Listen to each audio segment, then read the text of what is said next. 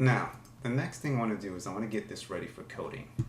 So the first thing let's do is let's focus on the things that I know I'm going to code against. For example, I'm going to code against this text field because I need to type in information, and based on this information I need to use it to query this data. So if you click here in the code section, you'll type in here, I'll do txt for text box, and I'll do search, call that txt search. Okay, next thing I want to code against is the table view. Same thing here, I'm going to give it an ID. I'll call it TBL student. These columns I eventually have to code against because I need to populate them. So let's just give them names. I'll call this TC ID.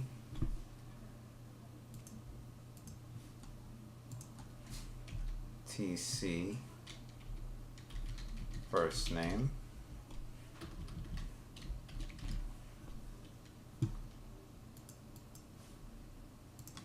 TC last name. And TC grade.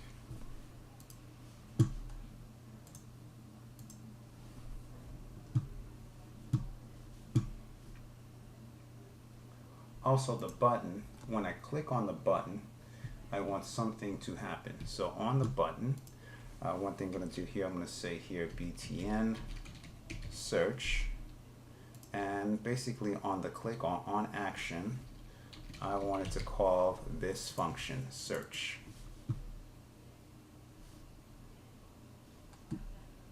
Let's save it. Okay, close it. Okay, and that's about it from this point of view, I think, and we might go back and forth between this layer.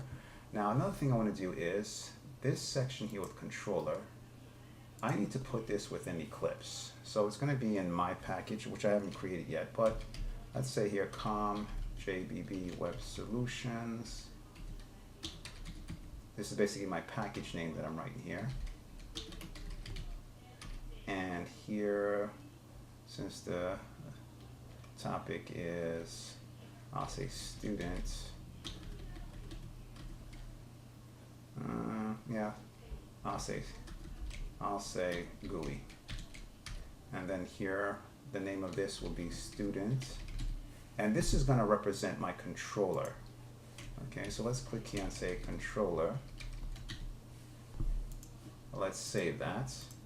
And what this will help us generate is if you go to view now and show sample controller, I will use this code